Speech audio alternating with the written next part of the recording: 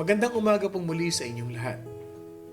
Ako po si Pastor Bong, bumabati na isang mapagpalang Monday morning sa ating lahat. Today is day 50 na po ng ating morning devotion season 2. Okay? And our verse for today will be coming from the book of 2 Timothy chapter 3. I want you to open your Bible, 2 Timothy chapter 3. Itong tatlong verse na ito, this is what we are going to learn. Okay?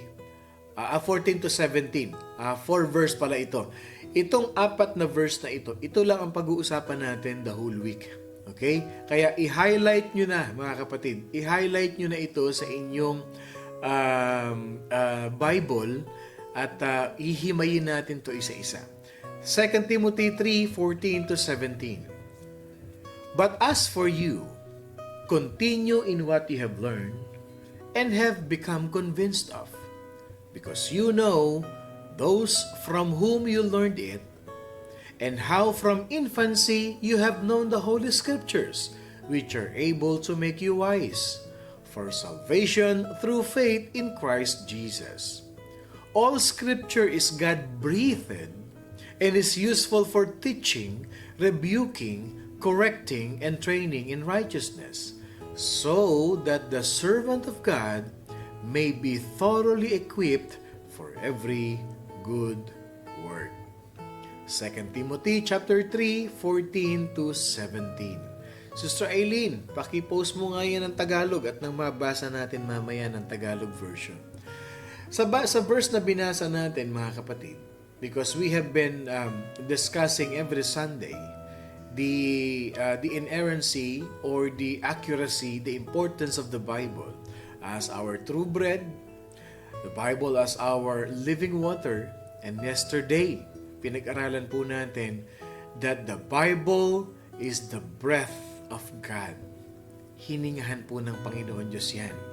So, ngayon pong linggo na ito, we are going to start our series because we believe the Bible.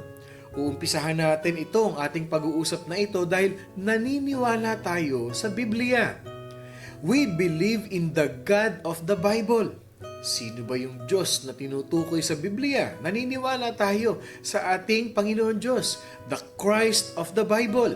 Sino yung Kristo, Mesias, Messiah na tinutukoy ng Biblia? The Christ of the Bible. And what else? Ano pa ang ating pinaniniwalaan sa Bible? The plan of salvation revealed in the Bible. Naniniwala tayo na ang kaligtasan natin, mga kapatid, the salvation of the world was revealed and revealed, continuously revealing in the Holy Book, the Bible, mga kapatid. And everything else written in the Bible, we believe. Naniniwala tayo. No? Basahin natin yung Tagalog. Ito, pinost na ni Sister Eileen. Ngunit ikaw, magpatuloy ka sa mga aral na natutunan mo at matibay mong pinaniwalaan, sapagkat kilala mo ang mga nagturo nito sa iyo. Mula sa pagkabata, alam mo na ang banal na kasulatan, ang Bible, ang banal na kasulatan na may kapangyarihang magbigay sa iyo ng karunungan tungo sa kaligtasan sa pamamagitan ng pananampalataya kay Kristo Jesus. Grabe, ito pa lang, pinatutunayan na nito ang Biblia. Tuloy natin, ang lahat ng kasulatan, which is the Scripture, all the Scripture that is written in your Bible, ang lahat ng kasulatan ay kinasihan ng Diyos at kapaki-pakinabang sa pagtuturo ng katotohanan sa pagsaway sa kamalian, sa pagtutuwid sa likong gawain, at sa pagsasanay para sa matuwid na pamumuhay. Lahat ng nakasulat dyan. In other translation, mga kapatid, yung kinasihan, hiningahan, binigyang buhay o pinagtibay ng ating Panginoon Diyos, kinasiyahan. Para saan daw? Upang ito'y maging kapaki-pakinabang sa pagtuturo sa atin ng katotohanan. At kung may mali kang ginagawa, sasawayin ka ng Biblia. Ano sabi sa 17? Upang ang lingkod ng Diyos ay maging ganap at handa sa lahat ng mabubuting gawain. Ikaw at ako, we are followers. We are servants of Jesus Christ. We are followers of the Lord. We need the Holy Scripture. We need all the Scripture that is written in the Bible for us to learn. Doon tayo manampalataya kay Jesus sa kanyang salita. Para daw tayo nababago, para daw tayo natatransform. Para ano? Para ang isang lingkod ng Diyos, ikaw at ako, we are servants of God. We have our ministries ay maging ganap. Ibig sabihin, maging handa tayo sa lahat ng mabubuting gawain. Pastor, nagcha-church ako Pero hindi ko naman masabi, Pastor, I cannot say to myself that I am serving God, but all I know is I always go to church every Sunday. You and I have a specific ministry in life. Ano yun? To love God, to love people. Loving people is a ministry. Yung isang taong maging mapagmahal ka sa kapwa mo, that's a ministry. Why? Because you are reflecting the image of God in your life. Kaya yung maging mabait na tao ka, ministry na yun. Yung maging matulungin kang tao, ministry na yun. Yung maging maunawain ka, you are becoming a better person, you're becoming a better father, you are becoming a loving person. That's a ministry, and you are doing the works of the Lord. Bakit? Kasi command ni Lord sa atin yun. You love God, you love people. You go to church, you love God. You want to encounter God every Sunday, that's why you go to church. And you are doing your ministry. At the same time, you are doing your ministry as well by loving people. Yung mag-invite ka lang sa church, mahal mo yung kapwa mo na yun. That's why you're inviting him to the church. Because you love him. You want him to experience the love of God. And it's written in the Bible. Church, as we hold our Bible and we say, this book is the Word of God. Itong aklat na ito ay salita ng Diyos. And I believe that it is true from cover to cover. Tunay, totoo, perfect ang nakasulat sa Bible. Ang Bible po walang mali. Without error. And it is absolutely perfect. And me, I believe that the Bible is perfect. That's true. The Bible is perfect. But my fear is many do not know why they believe that. Maraming tao, sabi, bakit sila naniniwala sa Bible? Ito, nabasa ko yung mga self-help book. Nawala yung bisyo ko nung binasa ko to Nabago buhay ko nung binasa ko to What kind of life? How did it change you? How did you change yourself? Nabago mo man ang sarili mo. Because of that particular book na binasa mo, I'll tell you this, it will not last for eternity. Natanggal mo man yung bisyo mo dahil doon sa binasa mong libro na yan, but I'll tell you, the temptation is always there, and the temptation is real. And once pumasok muli ang temptation, ayan na. There's a tendency that you will fall again. Why? Because you are not empowered by the Holy Spirit that you can see, that you can find in the Scripture. Church, everything we believe, it either stands or falls of the accuracy of the Bible. Yes, therefore, it is very important that we know why we believe what we believe about the Bible. At ito pag-uusapan natin ngayong linggo na ito. I would like to take the next few days, mga kapatid, of our message, yung message natin sa morning devotion, we are going to talk about God's perfect word. It's in the Bible, God's perfect word. Walang mali ang salita ng Diyos. And I would like for us to consider the doctrine of what? Bibliology. The doctrine of bibliology. Ano yung ibig sabihin ng bibliology? The study of the Bible. Yan ang pag-uusapan natin. Kaya hold on. Huwag kayong bibitaw. Hihimayin natin ang tinatawag na bibliology. I think it would be good for us to get to know our Bible better. Kailangan nating maintindihan. Kasi alam po ninyo mga kapatid, pag nalaman natin yung power, yung kahalagahan, saan nag-umpisa, paano sinulat, sinong sumulat ng Bible, ma-amaze kayo. Ma-inspire kayo. Grabe pala itong hawak kong Bible na ito. Ganito pala ang foundation nito. Ganito pala nangyari dito. Tapos, hinahayaan ko lang sa bahay. Nakatago lang. Nasa loob lang ng drawer. My Bible is just on top of the counter. Pinupunasan ko once in a while kasi inaalikabukan. Tapos yung pages, dikit-dikit na kasi hindi mo binabasa. Pag binuklat mo siya, by group na, hindi na by page. I want you to follow this series. And we will start today. Anong topic natin? God's perfect word. Alam ba ninyo, there is one good word that describes the Bible. Anong word yon? Unique. The Bible is unique. Ano sinasabi ng dictionary? Ano sabi ni Merriam? No? Tsaka ni Oxford Dictionary sa word na unique. Okay. Pag sinabi nating unique, okay, bigyan ko lang kayo ng tatlong bagay. Pag sinabi nating unique, it is only one or being the only one of its kind. And that's true. Walang katulad ng Bible. The Bible is unique. Being the only one of its kind. The Bible is not an historical book. The Bible is not a literature book. The Bible is holy. It is unique. The Bible is a spiritual book written by spiritual being to spiritual being. Yan ang Bible.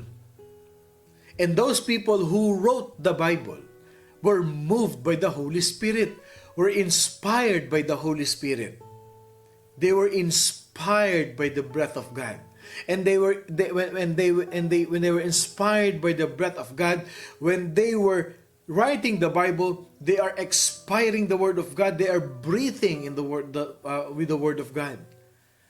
They were moved by the Holy Spirit. Sabi nga ng Bible, no private interpretation ang Bible. Lahat yan inspired by the Holy Spirit. And what else? When you say it's unique, it is better than others. It is superior to all others. Kaya pag sinabihan ka ng kapwa mo na, alam mo, ikaw, unique ka talaga eh. Kakaiba ka. Ikaw lang ang nagsusuot ng sapatos na magkaibang kulay. Ikaw lang ang nagsusuot ng ganyang kulay. Kakaiba ka sa lahat. You are outstanding. Ibang klase ka. Kaya yung mga tao may ganyan. Meron silang mga tinatawag na trademark. Because they are better than others. For them, they feel like, I don't want to be like the other people or like the generation today. I want to be unique. I want to be myself. I want to be superior to all others. Yan yun eh. At yung isa pang definition yan, unusual. Kakaiba ka. Kakaiba ka. Ikaw lang ang nagsusuot ng t-shirt na baligtad. Kakaiba ka talaga. Pati kotse mo, iba kulay. Kakaiba ka. Unusual. You are different from others in a way that makes something worthy of a thing. Yung bang kakaibahan mo is iba ka kasi ikaw lang yung nakakagawa ng bagay na yun. You have this distinctive character that only you can do, only you can say, only you can have that idea. Kasi unusual, unique ka talaga eh. Kaya kung may katabi ka, sabi mo sa katabi mo, unique ka talaga. Kakaiba ka. Sa kaibigan mo, unique ka. Ibang klase ka. It is the only book of its kind in existence. And there are several features, mga kapatid, that points out the uniqueness of the Bible. Ito yung pag-aaralan natin ngayong week na ito. Ano yung mga point na yun that makes the Bible so unique that makes the Bible so significant, that makes the Bible is one of its kind of its existence. Mga kapatid, I want to share to you those features. Ito, umpisa pa lang ng Bible. The Bible was written over a period of 1,500 years. Sinulat po ito over a period of 1,500 years. And the Bible was written by over 40 different authors. Yung 40 different authors na yan, iba't ibang klase ng tao yan, mga kapatid. 40 different authors. Okay, anong klaseng mga tao yung nagsulat ng Bible? They are kings, they are military leaders, they are yung tinatawag ng mga philosophers, they are fishermen, they are tax collectors, they are poets, they are statesmen, they are musicians, they are scholars, they are shepherds, doctors. Ang nagsulat niyan, mga kapatid, sila yun, yung mga tao na author ng Bible. Alam nating maraming author pero sino yung mga tao na yan? Yung binanggit natin, mga hari, mga leader ng hukbo, ng sundalo, mga philosopher, yan yung mga yun, yung binanggit natin. Mangingisda, maniningil ng buwis, manunula, baka who knows, no? Aba, ito palang mga manunula ay kabilang sa mga nagsulat ng Biblia. Mga statesman, mga leader ng bansa. Musician, scholars, and shepherds. Yes, they are the different authors of the Bible. And the Bible was written in many different places, at many different times, and by people experiencing many different moods. Pag sinabi natin ganito, ang Bible isinulat yan sa iba't ibang lugar, iba't ibang oras, at mga tao na nakararanas ng iba't ibang pakiramdam. Maaring yung iba, sinulat nila ang Bible when they are under trials, when they are under challenges, when they are experiencing sadness in their life. They wrote the Bible, they wrote the scripture, many different moods. Masaya, malungkot, malapit ng mamatay, hindi namatay, nakaligtas sa pagkamatay, then they wrote the Bible. And the Bible was written on 3 continents. 3 kontinente isinulat ang Biblia, sa Asia, sa Africa, at sa Europe. Nakita ninyo ha? 1,500 years ago. Written by 40 authors in 3 different continents. And the Bible was written in 3 different language. Yung original po na Bible was written in Hebrew, in Greek, and Aramaic. Yung Aramaic, yan yung language ni Jesus Christ. But every time he quote, he uses Hebrew. And Jesus Christ can speak 3 languages, Hebrew, Greek, and Aramaic. Yung Hebrew, yan yung language ng mga Jewish. Yung Aramaic, yan din yung kanilang language. Ginagamit din nila yan. Every time they write it in Hebrew. When they speak to one another, they speak Aramaic. 3 language. Kaya yung origin, yung genuinely, yung original scripture, they are written in Hebrew, Greek, and Aramaic. Kaya po, yung Bible, mga kapatid, it's not about yung inerrancy or the accuracy, mga kapatid, meron sinasabi na itong version lang nito ang tama. Hindi. No. The inerrancy or the accuracy of the Bible based on those 3 languages, Hebrew, Aramaic, and Greek. Paano pag sinabi natin, paano pag ang Bible, what if the Bible was translated into Japanese? Ibig sabihin ba hindi na accurate? What if the Bible is translated into German? What if the Bible was translated into Filipino? Does it mean hindi na yan accurate? That's not true. That's not true. Accurate yan. Gusto mong balikan yung original? Hindi yung translation na yan na hawak mo na napakalalalim. No. Gusto mong balikan? Yun ang balikan mo, yung Hebrew, Greek, and Aramaic. Yung Hebrew, yun ang balikan mo. Yung translation ng tatlo na yan. At in-translate yan, meron dynamic translation. And we have learned that. We have learned that. So, hindi ibig sabihin tin-translate sa ibang language, hindi na accurate. There are errors in it. Mali yun mga kapatid. And the Bible was written with many different literary styles. Pag sinabi nating literary styles, mga kapatid, yung Bible, it was written with prose or what we call fiction or non-fiction. Tignan nyo ang Bible, ang daming mga nangyari dyan na mga talagang kagaya na lang hinati yung dagat. Nakalakad sa tubig. Tumakbo yung pilay. Nag-sightseeing yung bulag. Those are fiction, non-fiction. They are poetry. They are historical narrative. Pag sinabi natin historical narrative, ito yung mga yung in-interview. Tinanong yung mga tao, historical narrative, kinukwento nila. They are reported information and it was written in the Bible. Like what Dr. Luke has done in the Bible. Si Luke, hindi naman siya disciple ni Jesus. Doctor siya, physician siya. But he wrote 2 books of the Bible, Book of Luke and Book of Acts. Anong ginawa ni Luke? Nagtanong siya. Nag-survey siya. Nag-investigate siya.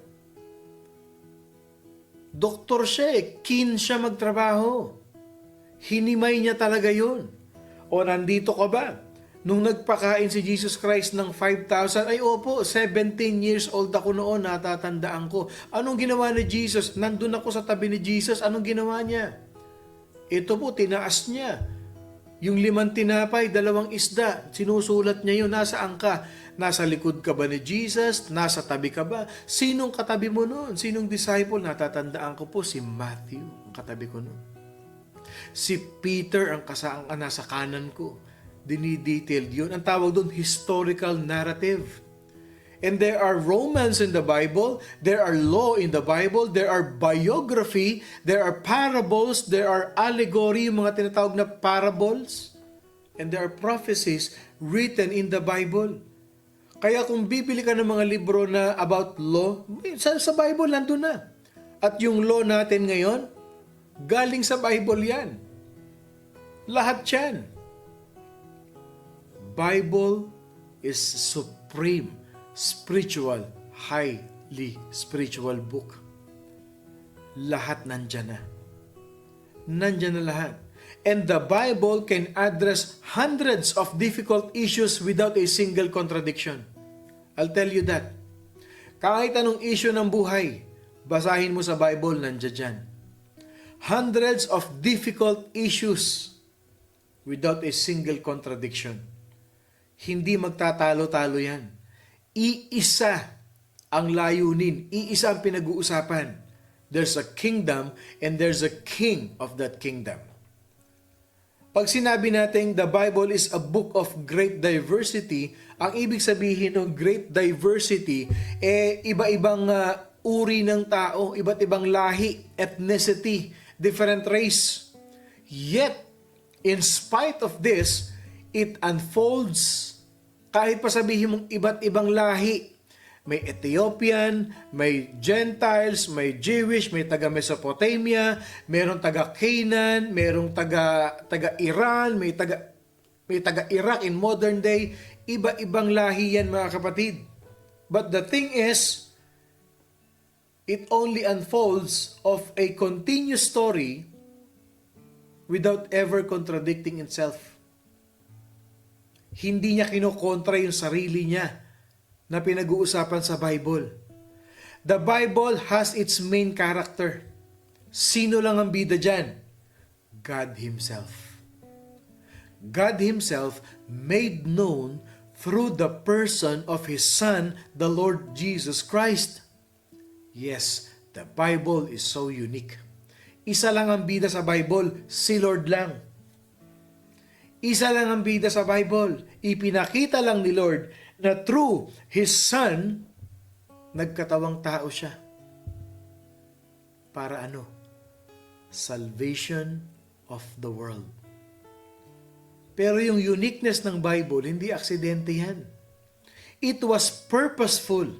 May plano talaga yan. May purpose talaga si Lord, parang ikaw. May purpose si Lord sa buhay mo, na kung babasahin mo lang ang Bible, malalaman mo kung bakit ka ipinanganak, kung bakit doon ka pinanganak, at bakit hanggang ngayon, there is something in you that God is dealing in your life. Kasi may purpose siya sa iyo. Kaya ka nakikinig ng morning devotion. The reason why you are hearing and learning from morning devotion is because God wants to use you for His glory. So, paano natin masasabing it is purposeful? Pastor, paano mo naman sinabing purposeful ang uniqueness ng Bible? How can this be? The Bible, tandaan natin mga kapatid, the Bible achieve its uniqueness. Ang Biblia, bakit siya naging unique? Bakit naging trademark niya yung uniqueness niya? Alam niyo kung bakit? Because the Bible went through a process that we know as inspiration. Inspired. Kaya unique yan. Yan lamang ang libro na hiningahan ng Panginoon Diyos. Inspired by the very breath of God. And it is the process that I would like for us to investigate together. Kaya nga sabi ng verse 16 kanina, all scripture is given by inspiration of God. Kaya unique ang Bible. And the word inspiration, yung word na inspiration, literally means God breathed. If God has given His word, kung ibinigay ng Diyos yung kanyang salita, delivered by His breath, then it stands to reason that the scripture that He has given us is absolutely perfect. Now my question to you is this, and I hope you will agree with me. Is God perfect? Can I see an amen? Can I see an amen? Is God perfect? Yan ang tanong ko sa inyo. Is God perfect? And if you agree, then His Word is perfect. Hindi po pwedeng si Lord perfect, pero the way siya magsalita, lahat ng sinasabi niya, mali-mali. Ibig sabihin, hindi consistent yung kanyang pagiging supreme, yung kanyang pagiging hari. Kung siya perfect at yung salita niya hindi, amen. Amen. Ang dami nag-amen. Because that's true. If God is perfect, then His Word are perfect. And we're gonna look into the matter of inspiration. Pag-uusapan natin yan mga kapatid, itong mga araw na dadating. What we're going to talk is about the perfection of the Holy Scriptures. Nako! Abangan nyo ito mga kapatid. The perfect Word of God and the perfection of the Holy Spirit. At bukas uumpisahan na natin. Okay? Yung tinatawag nating the process of biblical inspiration.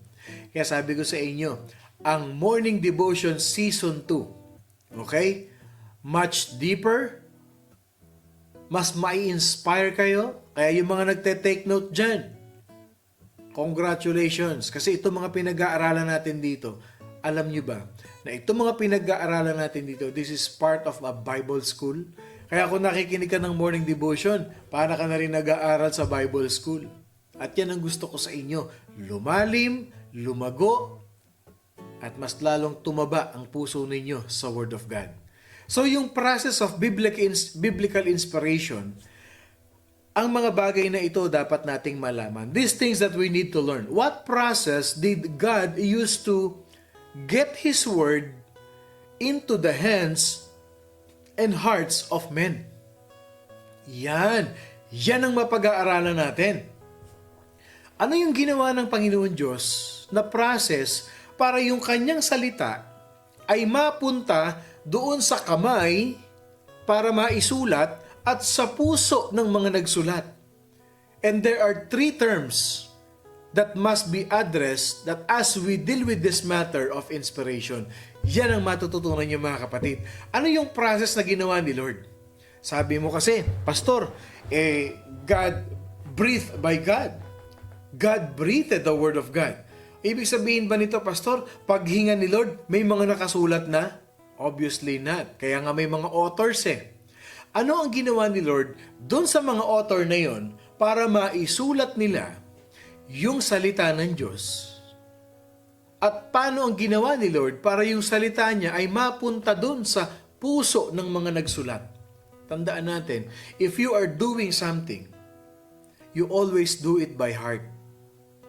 Because if what you are doing comes from the heart, there is commitment. There is motivation. There is inspiration because it comes from the heart. Di ba pag nagtatrabaho ka at wala sa puso mo yung trabaho mo, madali kang mainip? Madali kang bumitaw? Pag hindi mo ini-enjoy yung trabaho mo, pag hindi masaya ang puso mo sa ginagawa mo, kasi hindi ka inspired sa ginagawa mo, ang tendency, you give up easily. Ayoko na. Pagod na ako. Next chapter naman. Kasi wala sa puso Nasa isip mo lang. Nasa isip mo lang. Pero pag nasa puso, regardless kung malaki man o hindi ganong kalakihin ang sweldo, ang masaya, ang importante, masaya ako May nakita na ba kayong ganyan? Bakit ba nagtsatsaga ka sa trabaho na yan? Pwede ka namang lumipat sa mas malaking sahod. Okay na ako dito. Kasi masaya naman ako sa trabaho ko Have you ever encountered a person who give that statement? Okay na ako dito. Masaya naman ako. Bakit ba hinanapang asawa mo? Di naman pogi. Okay na ako. Masaya ako sa kanya kasi mahal niya ako. At isa pa, hindi babaero. Kaya hindi ako nag-asawa ng pogi para hindi sakit sa ulo. Masaya na ako. Importante kasi yung what? Yung happiness, yung puso. Kaya yung process, ganito. Papaano pumunta sa puso ng mga taong nagsulat at papaanong napunta sa kamay nila yung pagsusulat ng Word of God. Yan ang pag-aaralan natin. So I want you to share our morning devotion. Itag niyo yung mga kaibigan ninyo. Prepare your notes and your pen. And you're going to learn a very important foundation. Pang-Bible school yan. Kaya watch out.